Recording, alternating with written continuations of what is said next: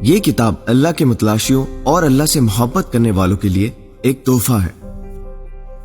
اطلاع برائے ذاکرین، یہ کتاب حق پرستوں، منصف مزاج لوگوں اور اللہ کے طالبوں تک پہنچانی ہے۔ ازلی منافق اس کو تلف کرنے کی کوشش کریں گے۔ لفظ اللہ، حضرت سیدنا ریاض احمد گوہر شاہی۔ لفظ اللہ سریانی زبان جو آسمانوں پر بولی جاتی ہے، فرشتے اور رب اسی زبان سے مخاطب ہوتے ہیں۔ جنت میں آدم علیہ السلام صفی اللہ بھی یہی زبان بولتے تھے۔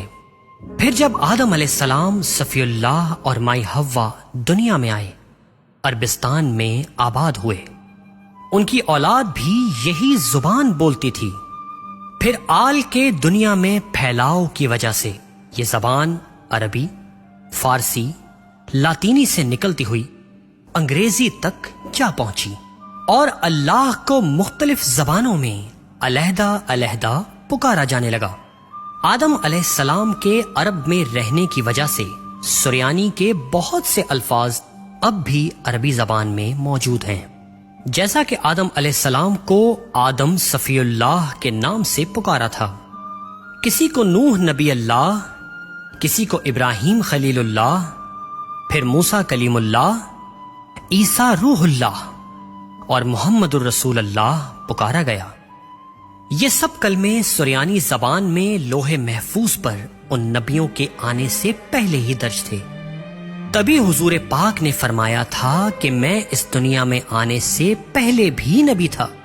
بعض لوگوں کا خیال ہے کہ لفظ اللہ مسلمانوں کا رکھا ہوا نام ہے، مگر ایسا نہیں ہے۔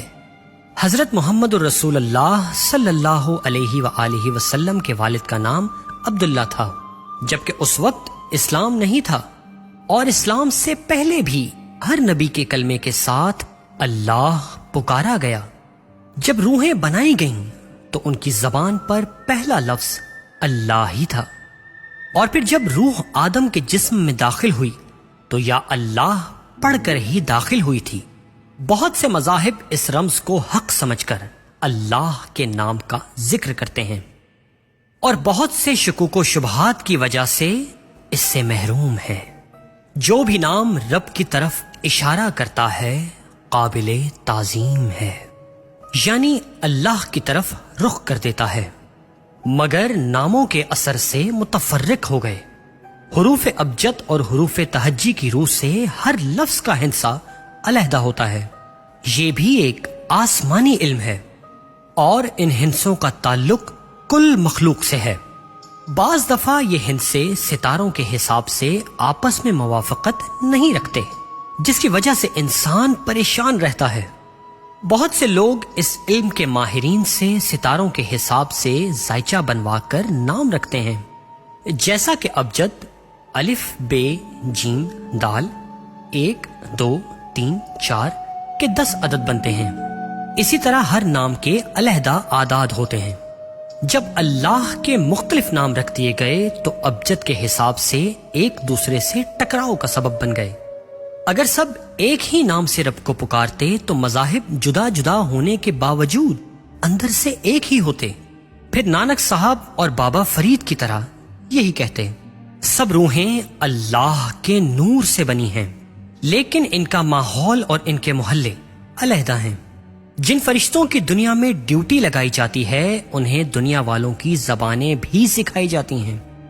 امتیوں کے لیے ضروری ہے کہ اپنے نبی کا کلمہ جو نبی کے زمانے میں امت کی پہچان، فیض اور پاکیزگی کے لیے رب کی طرف سے عطا ہوا تھا، اسی طرح اسی زبان میں کلمے کا تکرار کیا کرے۔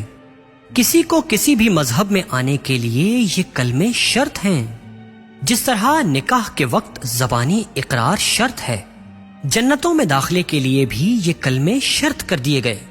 لیکن مغربی ممالک میں بیشتر مسلم اور عیسائی اپنے مذہب کے کلموں حتیٰ کہ اپنے نبی کے اصلی نام سے بے خبر ہیں۔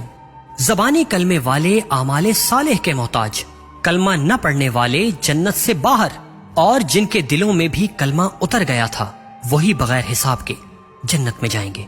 آسمانی کتابیں جو جس بھی زبان میں اصلی ہیں وہ رب تک پہنچانے کا ذریعہ ہیں، لیکن جب ان کی عبارتوں اور ترجموں میں ملاوٹ کر دی گئی، جس طرح ملاوٹ شدہ آٹا پیٹ کے لیے نقصان دہ ہے، اسی طرح ملاوٹ شدہ کتابیں دین میں نقصان بن گئی ہیں، اور ایک ہی دین نبی والے کتنے فرقوں میں بٹ گئے۔ صراط مستقیم کے لیے بہتر ہے کہ تم نور سے بھی ہدایت پاؤ۔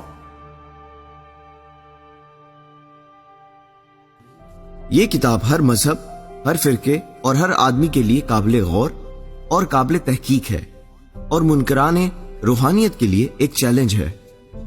وہ کون سے بندے کا راز ہے جو اس کتاب میں درج نہیں ہے؟ معلومات اور تحقیقات کے لیے اس کتاب کو ضرور پڑھیے۔